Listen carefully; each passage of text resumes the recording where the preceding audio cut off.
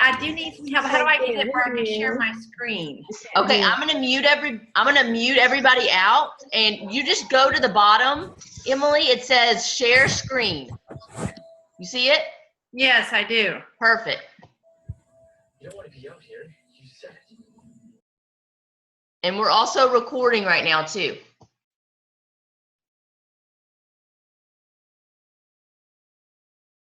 You got it, girl.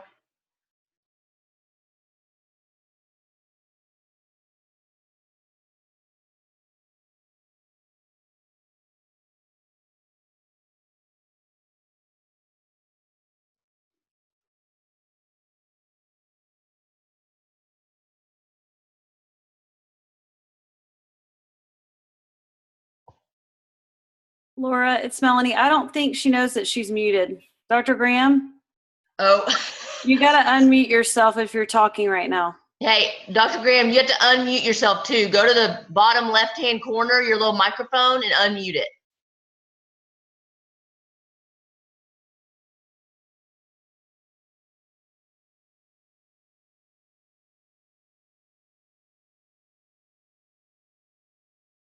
Laura, I'll text her real quick. Maybe she'll see it. Dr. Graham, can you hear me? Okay, unmute yourself. Go to your bottom left-hand side of your screen, your little microphone, and press that. I don't know why we lost her. Maybe she can't figure out the microphone. Let me text her. Okay. Maybe she'll see it.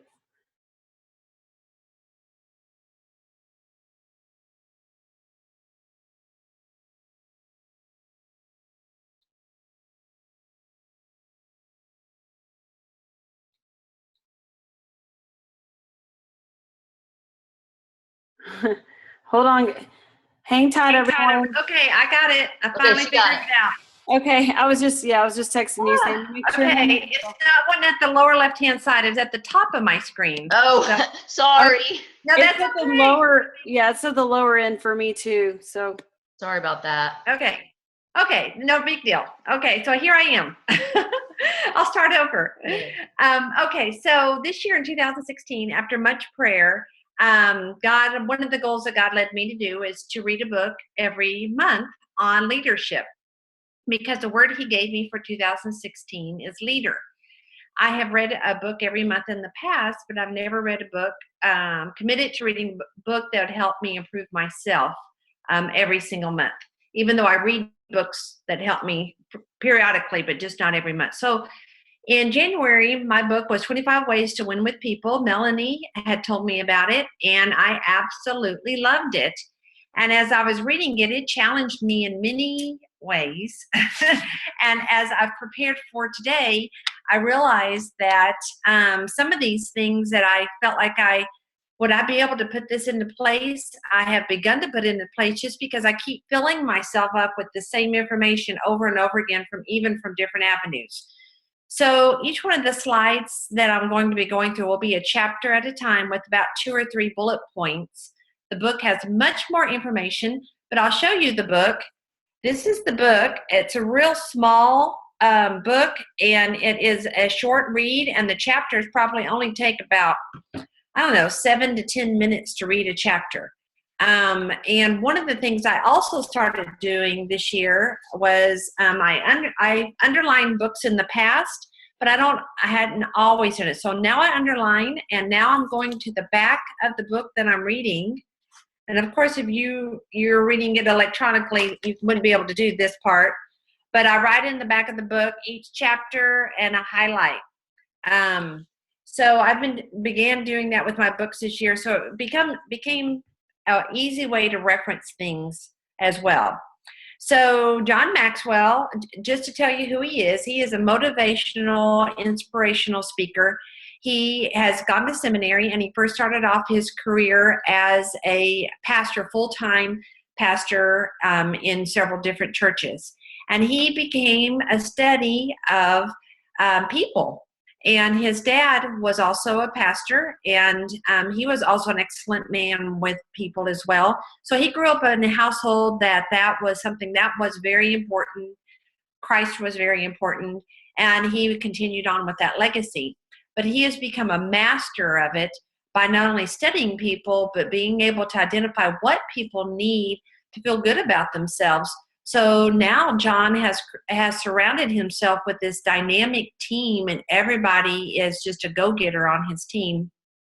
And he not only writes books, does seminars around the world, but he has a training institute to also become a better speaker, like an individual such as myself or yourself, to join that kind of thing. And he is a great source from a Christian perspective, but also a non-Christian can read his books as well, and still grow as a leader. So it's not just for those who follow Christ.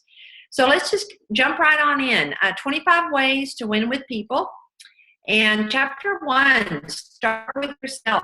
You cannot give what you do not have. So in other words, you need to look introspectively and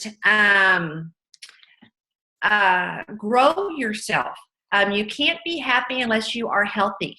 So if inside of you, you feel discontented, or you have unforgiveness or anger or bitterness or something you have to deal with, it's going to be hard for you to give yourself out to other people if you are not addressing those issues as well.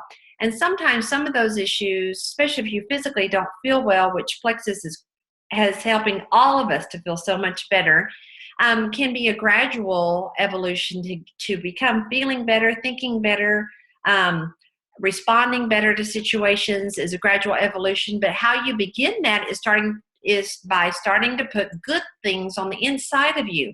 So not only are we putting good products that are wholesome, 100% natural into ourselves, but you also begin working on your thought process. What am I feeding in myself in my mind? Am I reading things that are uplifting? Am I reading things that are encouraging? Am I reading things that are challenging me to be the better person I need to be? Emotional health is more than the absence of dysfunctional emotions. Emotional health is at the center of winning with people. So if we are feeling good from the inside, we're going to be able to influence others. So recognize, accept, and increase and believe in your value. So you have to also believe in yourself. It's not just enough to believe in the other person, but you need to believe in what you're saying. So just like with Plexus, we need to believe in the company. We need to believe in the products. And once we have that belief, we're able to build that belief in other people. Second is the 30-second rule. Let me see if I can minimize the side. Yes, I can. Yay. Okay. The 30-second rule is within the first 30 seconds of a conversation, say something encouraging to a person. And that form of encouragement could be anything from complimenting them to sharing with them a story that they know they were part of. So maybe it's an ambassador of yours and they got their first ambassador 2 weeks ago and you happen to be seeing them at a sip and see or meeting them at a sip and see. You may want to focus in on, I am just so proud of you. I knew you were a winner when we first talked with each other, and I am so proud of you that you made that leap and you invited Joan in to join our team. You know, that would be a 30-second but encouragement to that person. It could be, as I said, complimenting them. It could be anything, just something to uplift another person. Be kind. Everyone you meet is fighting a hard battle. So sometimes our reactions may be to, hop on the teller through the bank drive-thru. I've done that before, indirectly, but enough where the young lady probably knew I was a little frustrated at the moment because I had to wait longer than I expected to wait. And if I had really sat back and thought, you know what, she's got other things going on around her. She may be the only teller and there may be 5 people here expecting her to service them right now. It could be she's fighting a hard battle that she just found out that her husband has prostate cancer just the day before, but she still came into work today. We don't know what's going on in people's lives, so be kind to them. When you make contact with someone, instead of focusing on yourself, search for ways to make them look good. I think this is a huge thing to get far with people. if you focus in on the other person and what can make them look good. So say you're talking with Sue, and up comes Paula, and you and Sue are talking about something with Plexus. Now you introduce Sue to Paula, but you add a compliment in about Sue to Paula. That would make Sue feel so good, and they would also look good in Paula's eyes. And it would also be a tool for Paula to be able to utilize to help remember who Sue is. So that is a 30-second rule, and his idea is to do it within the first 30 seconds of the conversation. 3, let people know you need them. Leaders can become great only when they realize that they are the ones who need people. And any dream I could achieve without the help of other people is too small. So I remember when I became gold, I definitely have a rock star on my team, bringing in numerous ambassadors. But I also thought, if I had just gotten those 20 people or a little over 20 people on my team myself, I could have done that. But then when it was going up to senior gold, and we're looking at around 50 ambassadors, then it definitely became more daunting, realizing that, I need the team members on my team to be reaching out and inviting in people to be part of their individual teams. So I realized that I need people, and I realized that my dream of advancing within the Plexus community would not be achieved just by my own effort. But you could apply this to any dream that you have. We need our teachers to be able to train us to have our knowledge. We need our spouses, if we want to have a family, not to do it on our own, but to be a team to help train up these children in the way they should go. When the vision gets bigger than you, you really only have 2 choices. You can either give up on the vision or you can get help. So once your vision, so example back to where I'm at the senior gold. So I am now looking at the next level up. And so with that, I could either sit back and go, there's no way I can do this. There's no way I can motivate my team. I could give up, or I could seek help, listen to videos, follow those steps that key leaders within the company give, draw on Melanie for advice, draw on Laura for advice, whatever, but to get help to advance up. Asking others for help is a great way to make them feel like $1,000,000. So if you want somebody to feel really good about themselves, ask them for help. So one of the things that I've learned in my career, and I've applied it within Plexus as well and within my family, is saying something to a person such as, listen, Paul, I need your help. And then I'll just go into what I need help, as opposed to just jumping right into the question or the request. When a person hears, I need your help, it's like a little antenna inside them perks up and goes, oh, I can be used. I can be vital to somebody. I can be a benefit to someone. And they're more likely to perk up, listen, and to provide you with the help that you need. So let people know you need them. Don't be shy about it. Create a memory, and my screen's blocking the next word with the V. Let me see what that title is. Create a memory and visit it often. The richest memories are often those we plan and intentionally create. A perfect example of a rich memory would be going on a family vacation, or a camping trip, or a special dinner out with your spouse. But those all have to be very intentional. You have to set aside time to have that date. You have to make plans to go on that family vacation, make those reservations, or reserve that place at the RV park, or however your vacations are. And then you want to relive those memories made with others. So sometimes when we sit down with our kids, we'll ask, what is some of your favorite memories over this past year? And I would say 90% or more of the time, it is about one of the trips or vacations or weekends that we've had together. That is some of the richest memories that we have been able to create. But we can do that same thing within our Plexus team. creating memories of an evening out, or maybe having a one-on-one lunch or a team lunch, or even a card that you sent to someone. Don't wait for memories to happen to us. We need to make memories happen. This is how you can win with people, by making a memory so a person draws back on that memory. I still remember when I came on to Plexus, and I became started off as a customer, then I became an ambassador. And I told Melanie, I really want to hear about how you make this into a business. She's like, I'll come over to your house. Well, man, she came over and she had all this stuff for me. We went over everything. We ran out of time, and I had to ended up, cutting it shorter than we probably could have kept going on and on. But I will never forget that extra effort that she made for me.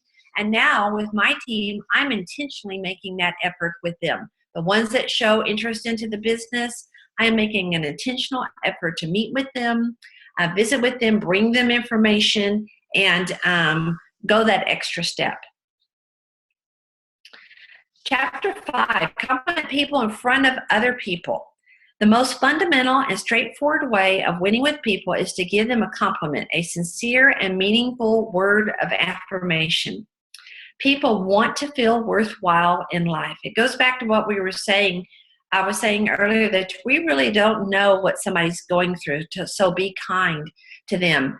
And that's very effective, especially with a stranger or somebody we personally don't know what they're going through. But this can be applied, the compliment can be applied to whether it's a stranger, or it could be applied to somebody that we know, to compliment them in front of someone.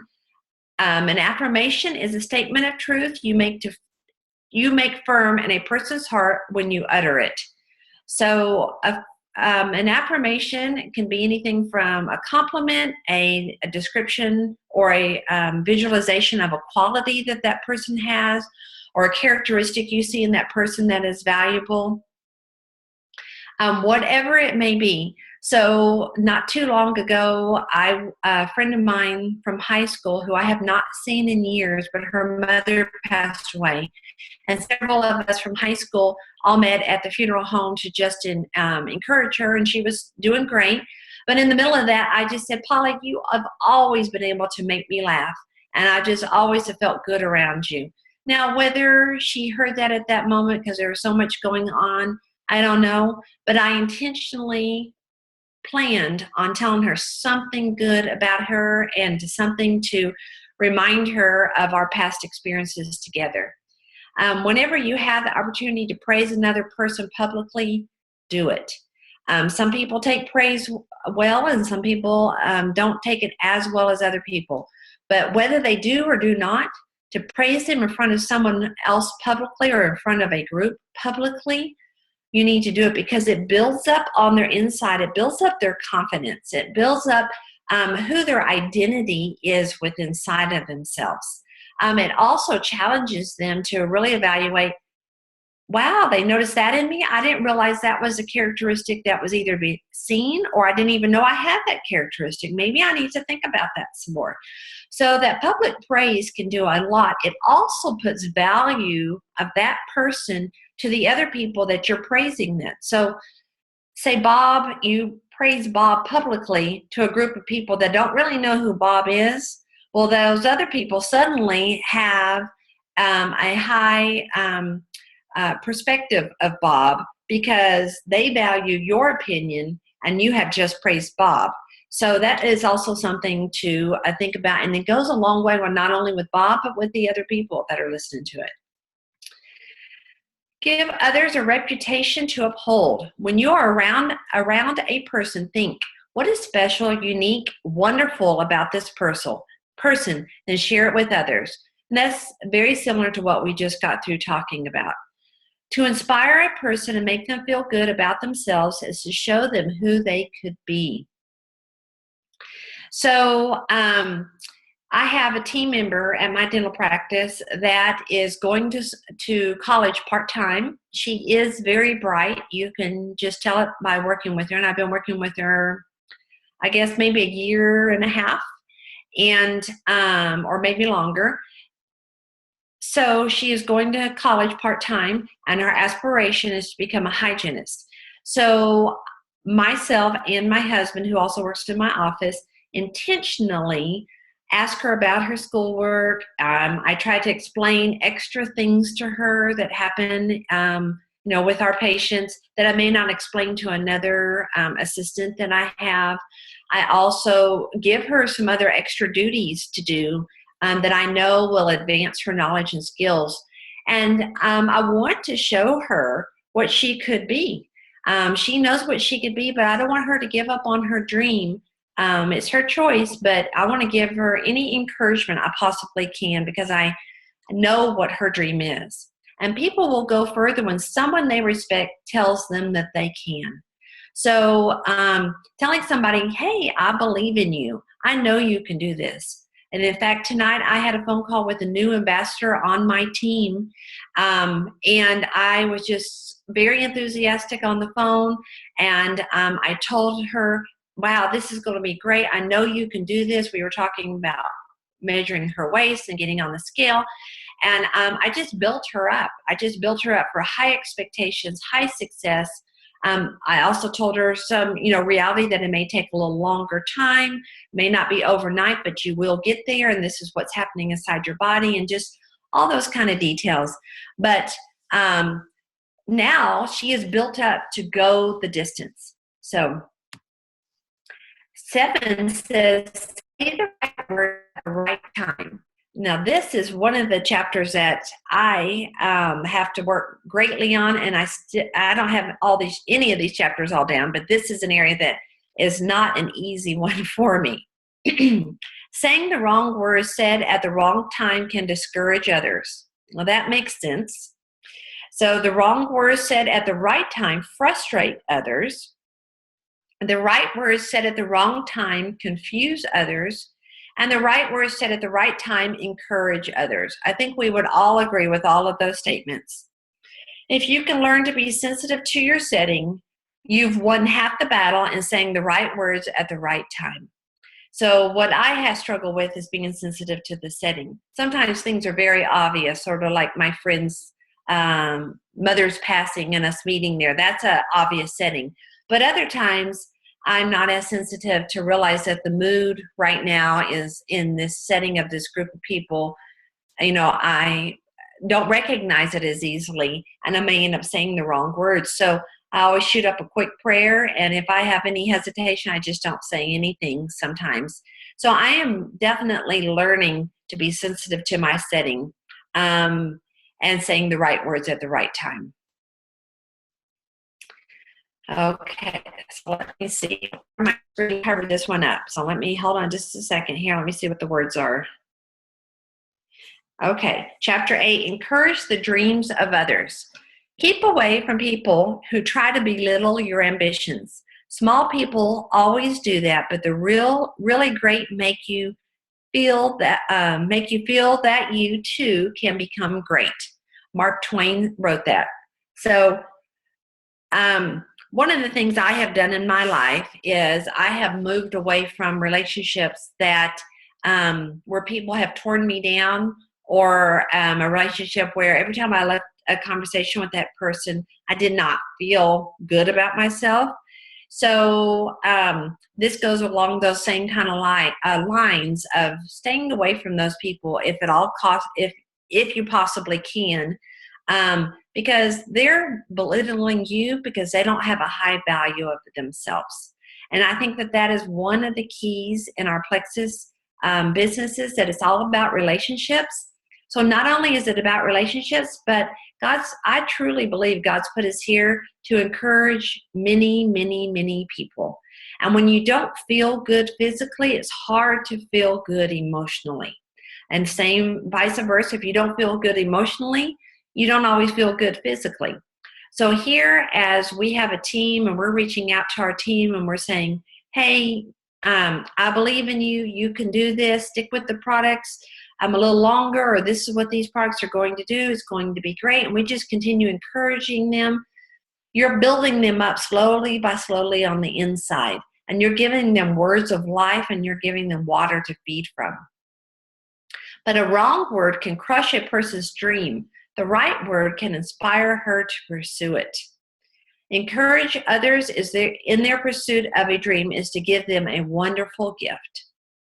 So not only do we need to encourage our ambassadors at the beginning, but we need to continue encouraging them throughout their journey. So don't forget to always make contact with your ambassadors. Every month I try to make 2 contacts with each of my ambassadors. The newer ones, I try to reach out almost on a weekly basis for a little bit of time, and sometimes even more frequent than that, depending on what's going on with them. So encouraging others in their pursuit of a dream is to give them a wonderful gift. I think that's part of our job here. Chapter 9, pass the credit on to others. The number one reason people don't pass along credit to others is that they think it will hurt or lessen their own personal value. So we want to pass credit on to others. We want to identify where credit is due and then give that to that person. If you want to give credit to others, then put your focus on others. If you highlight others' contributions, it makes them and you look good. So one of the things I just started doing this past week or end of last week is I started putting on my team page things about my team members. So I've been like a shout out saying, hey, so-and-so posted this today. This is an awesome post. Y'all may want to consider this as the post of the day. Or, of course, we always identify when an ambassador, as an ambassador to their own personal team, we welcome them. We encourage them, way to go, good job. But then I'll also put on there, hey, so-and-so got their first customer today. Or, hey, team, I want y'all to know that so-and-so is been on the products for 2 weeks, and she is telling me she's had so much more energy. Who else out there is getting much more energy? This is all building their belief. This is all encouraging them internally as an individual and a person, but it's also building encouragement within your team. They're seeing others succeed. Excuse me. Others succeed, so they're going to want to have a bit part of that pie of succeeding.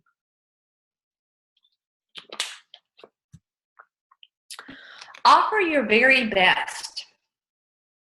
If you see everyone as important, not just the people you like the most, you would always offer your best. So it's easy for a person, including myself, to judge another person before I really know them or have any information about them.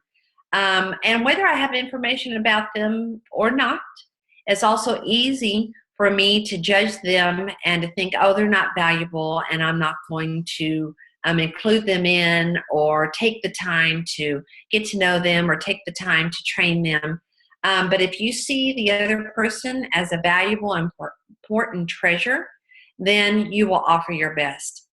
A personal story, a couple of years ago, maybe 2 or 3 years ago, have a little elderly patient, and I'm thinking she might be in her first half of her 80s at this point. So maybe she was around 80, 81 a couple years ago. And we just had a hard time getting her denture to work in her mouth. And the lab that I use that makes the dentures is down in Houston at Ella and 610. And she came in one day and she was upset and she was crying. And I was like, you know what, let me see what I can do. So I went back, I called the lab. I said, if I bring her down there personally, can you help us get this accomplished? And I can also learn from you, to the lab technician. He's like, sure, you could bring her in 2 days. And I said, okay.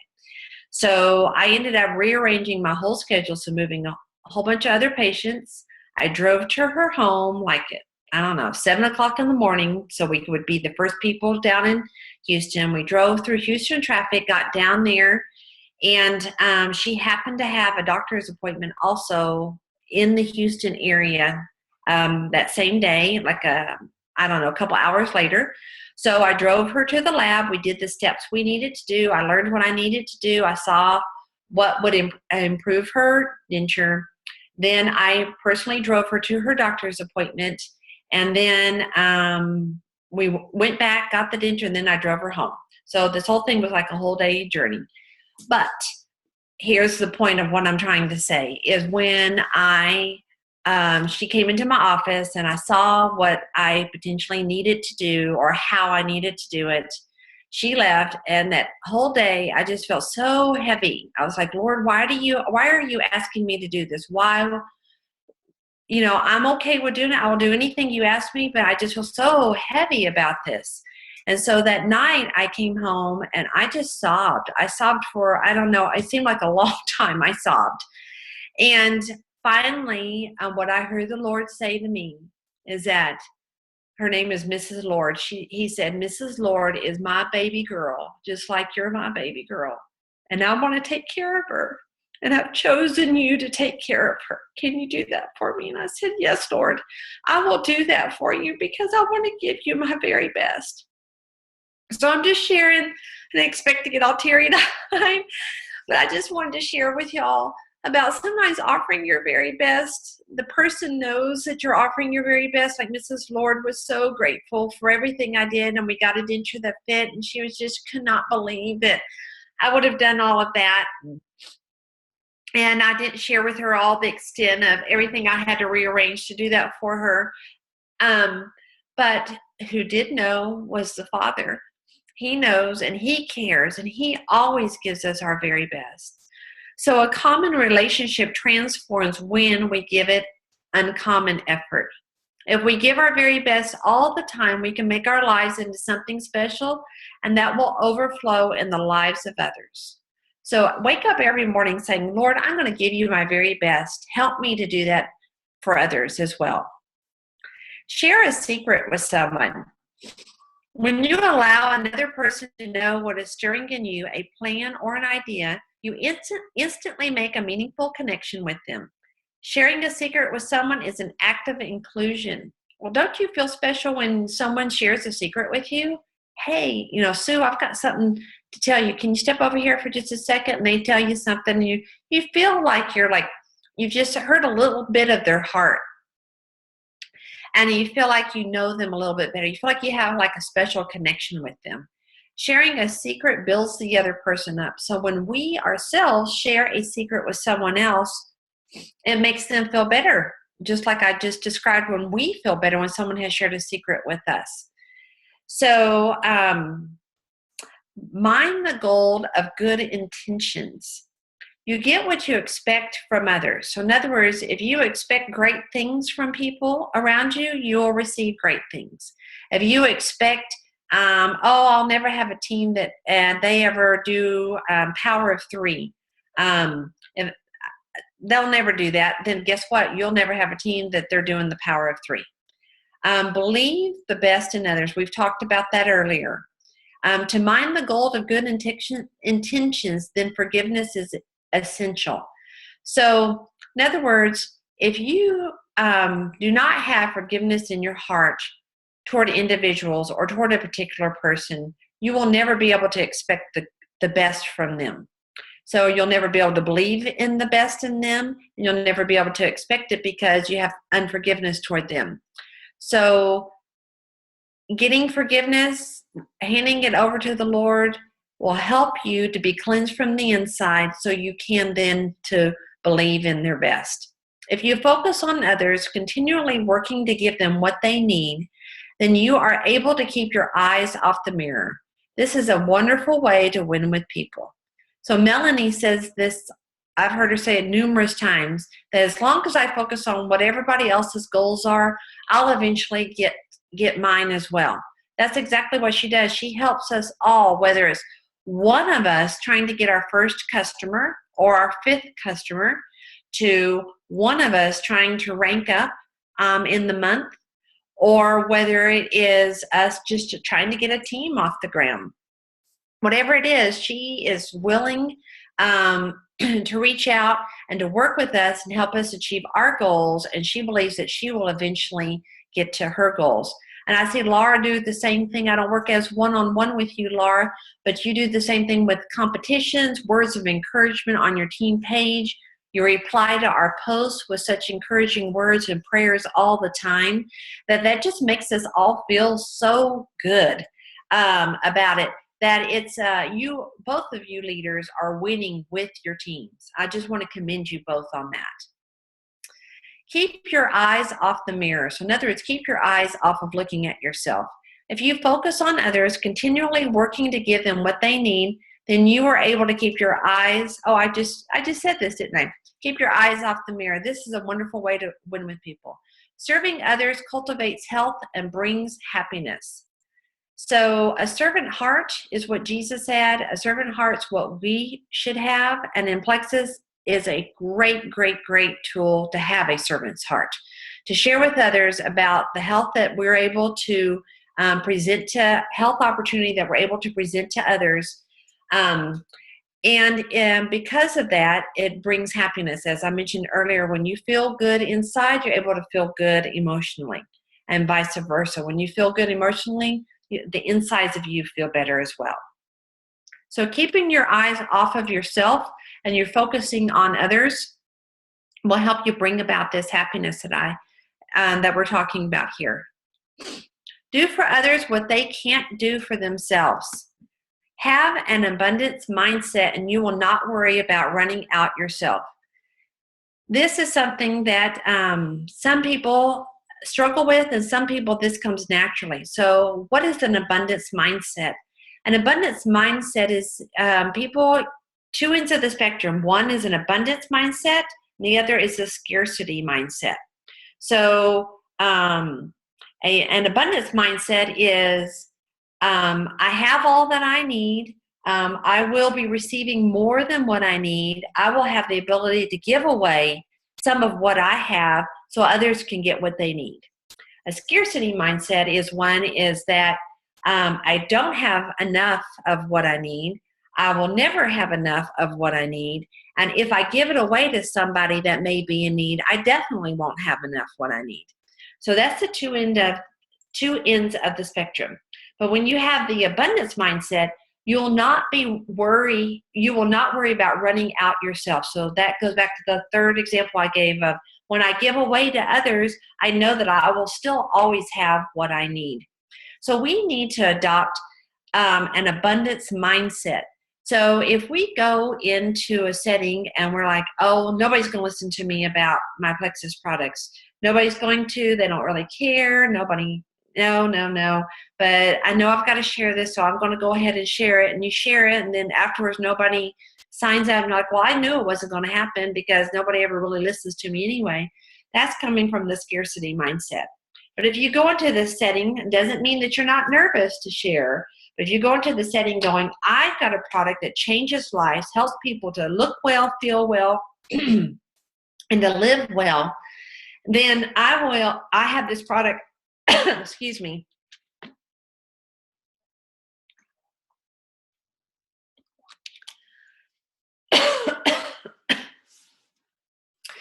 I have this product that helps them feel well, look well, and to live well.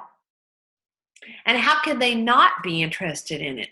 And how can they not eventually want to at least sample it? Guess what? You're going to at least plant seeds with enthusiasm that will be grown as you water them to actually getting somebody that bites from your hook and wants to sign up.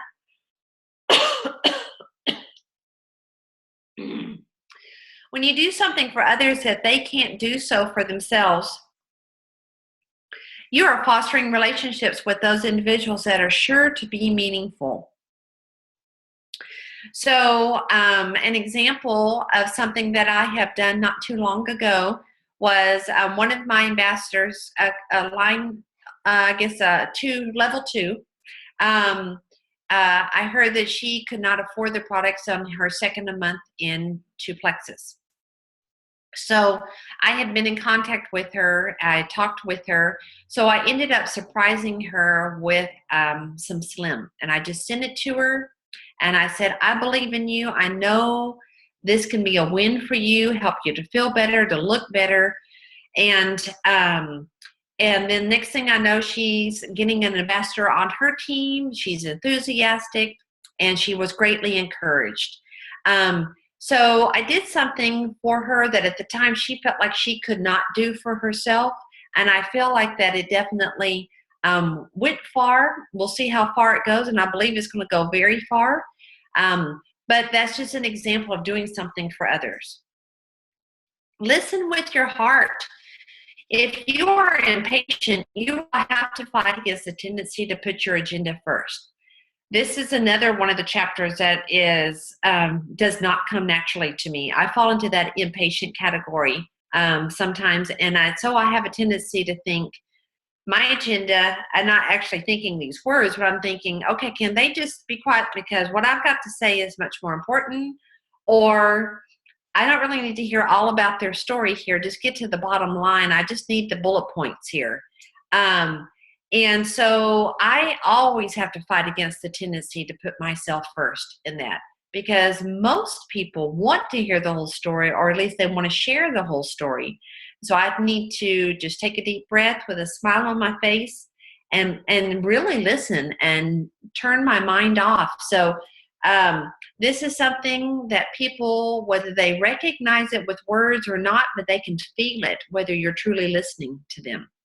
Slow down and put the other person first. That goes back to that taking the deep breath and putting a smile on my face, and ask, how can I better understand what the person is thinking and feeling? And that's a great, and you can even ask those questions. How did you feel about that? Or what did you think about that situation? And that just identifies with them on the spiritual level, basically, or emotional level. And then there is more value and connection in your relationship with them. Find the keys to their heart. Really know the key players on your team. Find the keys to a person's heart by asking good questions. Your inclination may be to believe that every person is just like you, and leaders who succeed are those who understand the hearts of their team. This is asking good questions. The questions can be, he had a whole list of questions in the book, which I did not put down here. Let's see if I can turn to that real quick, and I could maybe share with you some of those questions. Okay, here's example of some of the questions that he had is, what do you dream about? You can learn about people's minds by looking at what they have already achieved, but to understand their hearts, look at what they dream of becoming. Another question is, what do you sing about? So what brings people joy is often a source of their strength. What are your strengths? Whatever people perceive as their strengths makes their hearts proud. And what is your temperament? Learn that, and you often discover the way to their heart.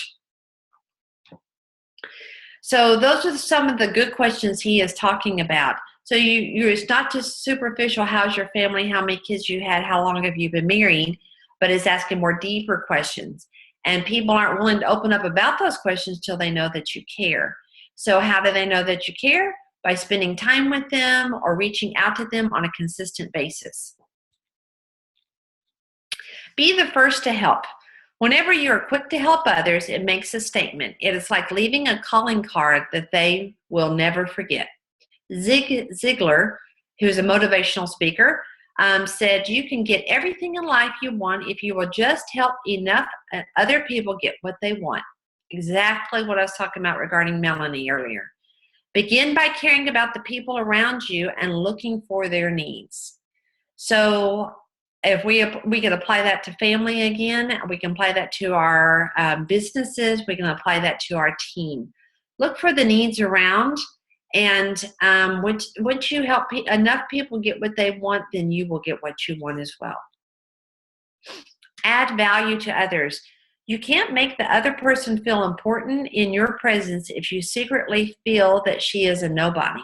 We mentioned this earlier. So if on the inside you're thinking this person is a non-valuable person, you could care less about who they are, what they're saying, and why they're here, then you will not be able to make the other person feel important in your presence. And if you want to win with people, they need to be able to feel important in your presence. You can't give what you don't have, so make yourself more valuable. This goes to the very first chapter about who you are.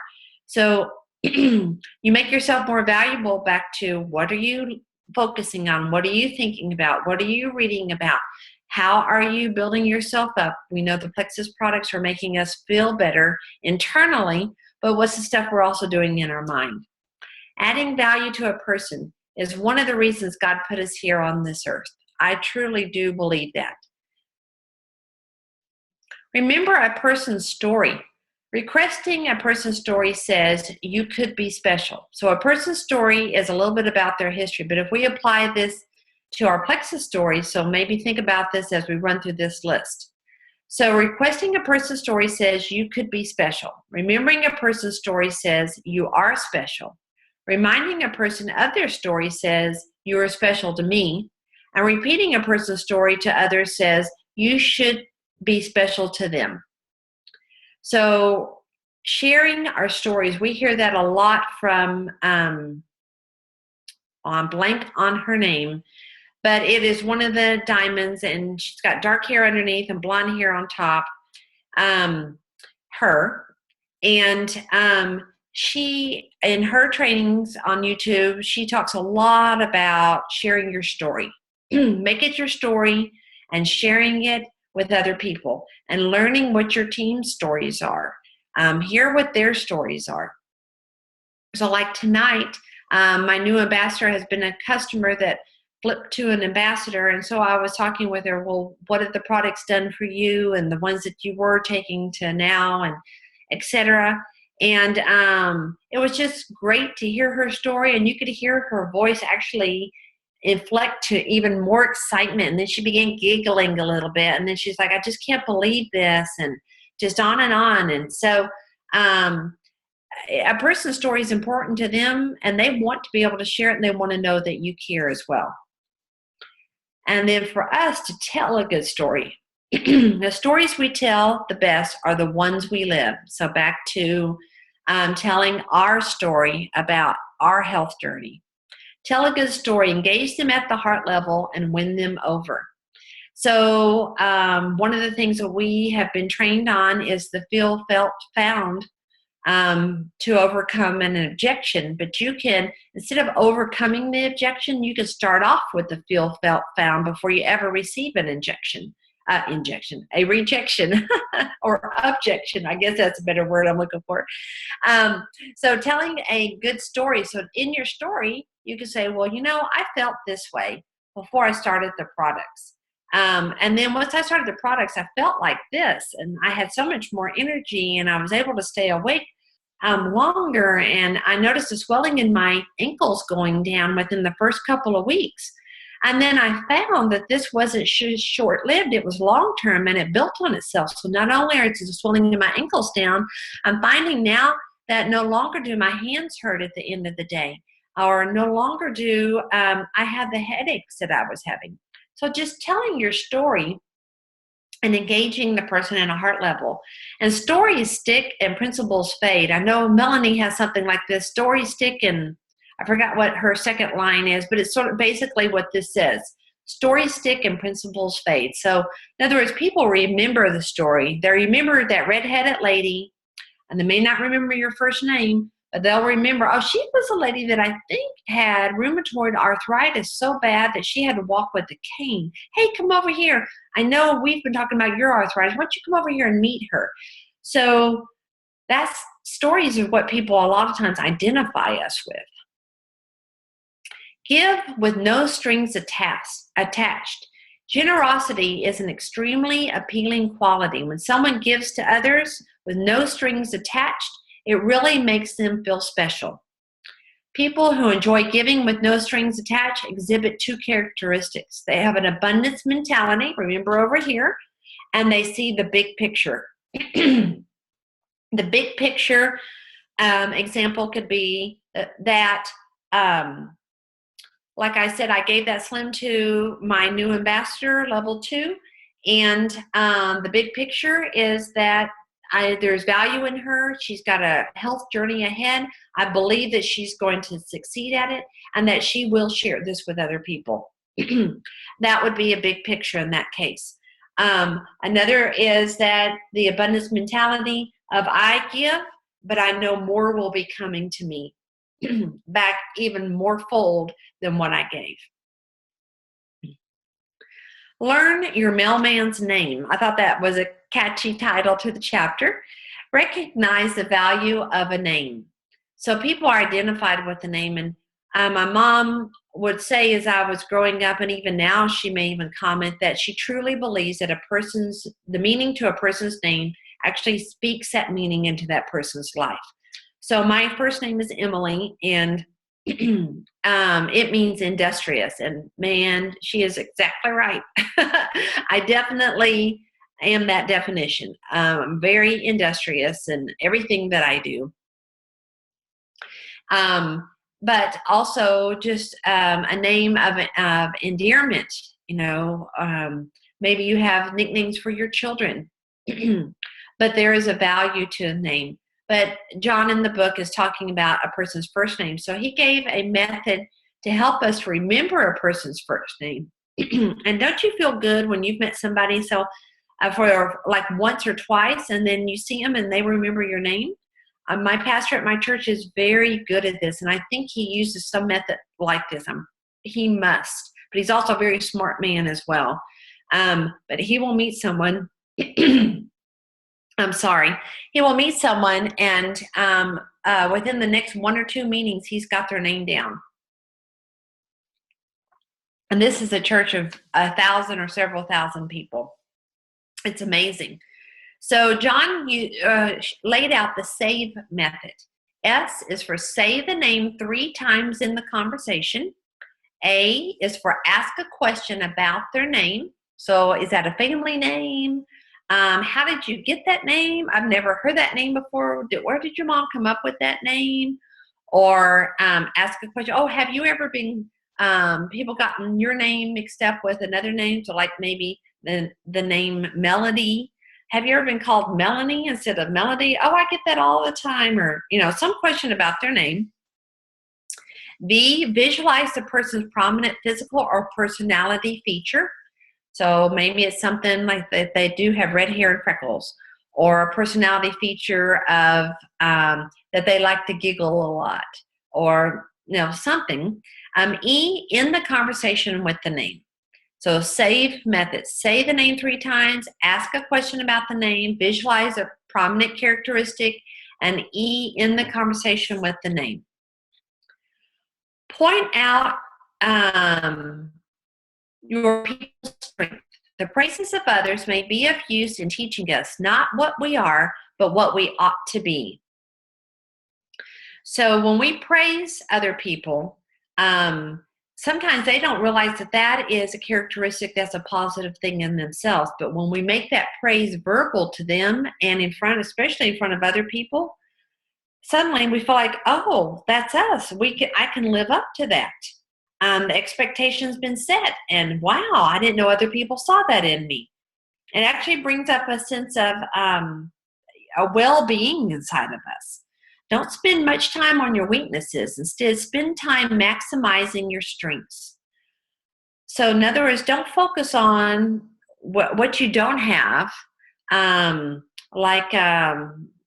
Instance, I've been studying the book of Exodus, and Moses kept going over, he came up with all these excuses when God was in the burning bush, and one of them he came up with was, I can't speak in front of people. Well, God was like, then bring your brother Aaron, he can, and he'll do all the talking. Well, when you continue reading in scripture, like Aaron barely says boo the whole time, and Moses does all the talking. So that was just an excuse or a weakness that Moses thought he had, but God knew better.